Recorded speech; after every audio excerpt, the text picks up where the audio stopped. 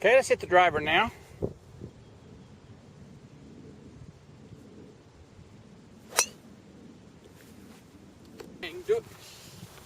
Do a swing at that tee. Try to hit that tee for me.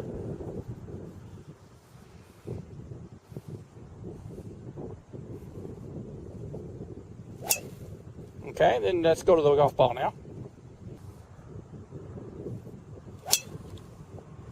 Okay. Go ahead and grip the club. I want to videotape your grip. Make sure I have that documented. Whatever's comfortable. What's the most comfortable way you hold it? Okay, kind of get that. Take the right hand off and leave your left hand on. Okay, go ahead and re-grip now. Hold the club up so I can see the other side, underside of it. Okay, good, perfect. I'm first going to look at you in the impact position because it's the most important. Everything the ball does, how far it goes, how high it goes, how much it spins and curves, is a direct response to the laws of physics and motion at the brief moment of impact. On the left is Tiger hitting an iron. This is video I took at last year's US Open. On the right is Grant Waite hitting the driver. Grant was a PGA Tour player during the 90s and now is one of the top instructors of tour players. Grant's teaching partner is a good friend of mine, Joe Mayo, who lives in Las Vegas.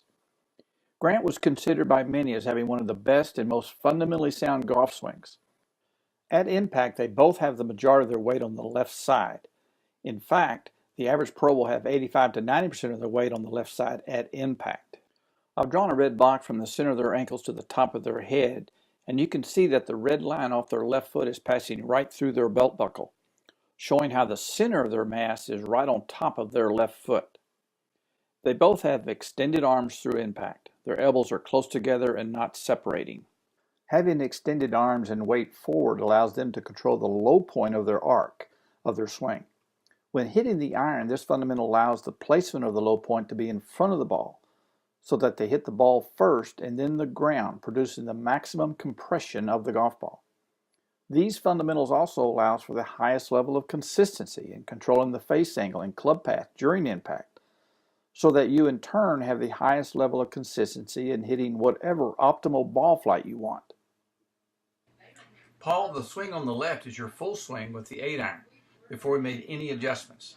I have the swing paused just past impact and will compare your position to Grant Waite. The purpose of swing analysis is not to change the look of the swing just to make it fit some ideal swing model. The sole purpose is to change the negative ball flight that is impacting your score.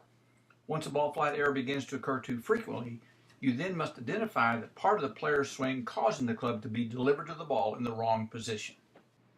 Swing fundamentals are not abstract ideas, but they are key positions that have a certain look. If the look isn't there, then the fundamental isn't there.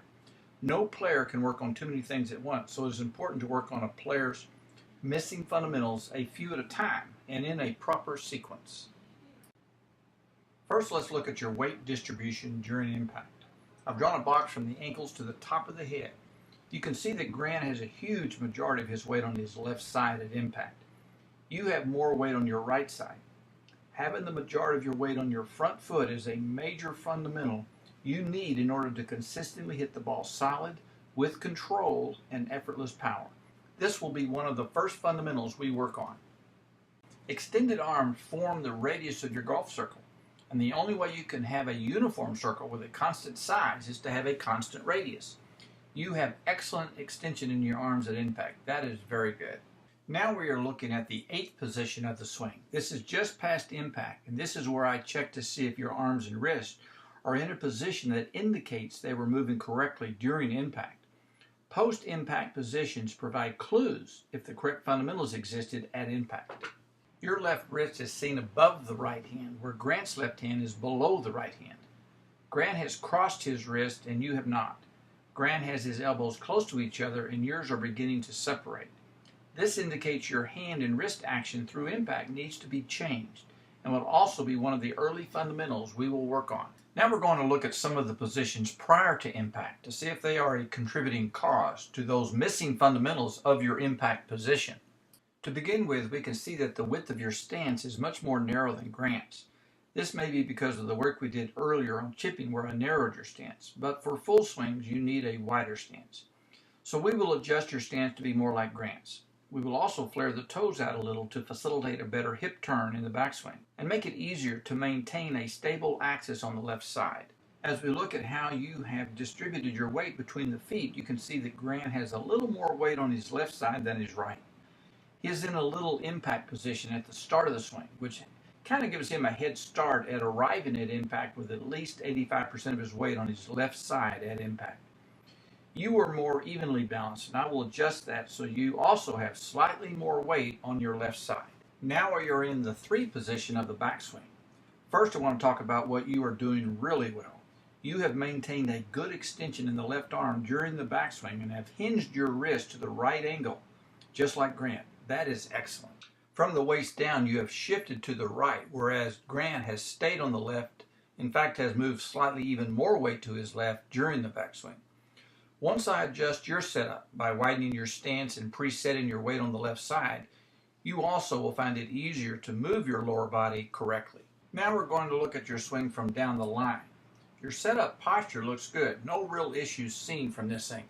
The other thing that's a little bit different is Grant has his hands create a little bit more angle in the shaft than yours. Your arms are almost in line with the shaft. Grant has a little bit more angle there. He's kind of pre-hinged his wrist a little bit. I've drawn a line along the shaft and extended it past the body. This represents the swing plane. As the club moves around your body, the shaft needs to remain close to the line at all times. This is called swinging on plane. You do not want to get off the plane. If the shaft is seen getting too far below the line, it's called being too flat. And if it gets too far above the line, it is called being too upright or too steep. I'm now going to trace your backswing, and the circles represent the position the club head was in as it went back. Let's follow Grant back, and you'll see that the club head passes right through those circles. So he stayed pretty close to that red line with the club head. And when you reach the 3 position, which is when the left arm is parallel to the ground, his shaft is pointing right at the golf ball. If you extended the shaft down to the ground, that is right where the golf ball is, and that's pretty ideal. I'm now going to take you back, and you can see how your club head gets way above the red line, and when your left arm gets parallel to the shaft, your shaft is pointing almost at your toes, and so you obviously have a very steep and upright. You no longer have any kind of a tilt in your shaft when you get to the 3 position. So you have gotten off plane. Grant is pretty much on plane, and so this will be one of the things that we will work on to make, because it is a critical geometric position you have to get into in your backswing in order to correctly deliver the club to the ball. You said one of your consistent problems was hitting it to the right. Having a steep backswing is one of the main causes of that. I'm now going to take it from the 3 position, which is when the left arm is parallel to the ground, to the top of the backswing. We're going to do Grant first. I want you to pay particular attention to his right arm and right elbow. As he comes back, and right there he's at the end of the swing, and if I draw a line from his right wrist through his elbow straight down, that elbow is pointing at his hip. And so he's kept his armpit closed. If he had a towel under his armpit, he would be squeezing that towel with his right armpit. As I take you up, you can see how your elbow has flared out away from your body and not pointing down. And you can see how your club is going, what we call going across the line. And Grant's is more on line here. It's kind of parallel to the target line. When your shaft gets to the top of the swing, you want to kind of have it parallel to your target line, and yours is going across. Here's your target line, and your shaft has gone across that line. That's another cause of hitting it to the right. So we're going to adjust the geometry of your backswing so that you position this club in different positions. And by changing your right arm position and getting that elbow down more and getting your armpit closed, that will change everything. Now we're going to look at your swing with the driver. We are going to cover those things we've already talked about, but I want to focus on one other fundamental position, and that is the finish, the final pose.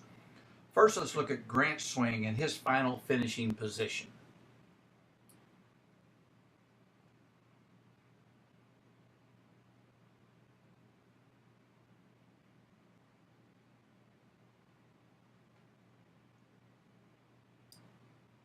As he finishes, he's solidly on his left side. His center of his hips and shoulders and head are all on top of his left foot. And he's on the tip of his toe of his back foot. So let's go through your swing now.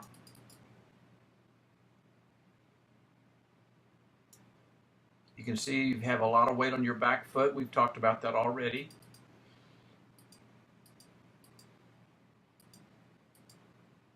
And when you hit the ball, you've really fallen back to your back foot. This is called a reverse weight shift. You're shifting to the right when you're trying to swing the club to the left.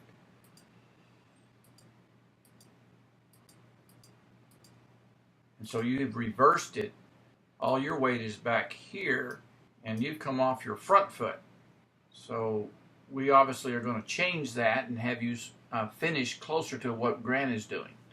Now let's look at your swing after we worked on it, and that's the swing on the right.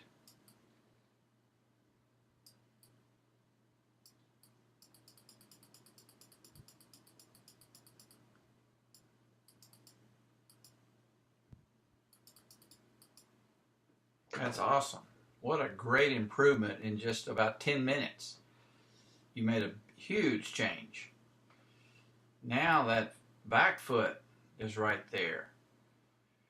And your weight is much more on top of your left foot. So that's great. Very good. So we'll just continue improving your swing. You have a good foundation now of fundamentals to build on. And we're just going to take your game more and more forward.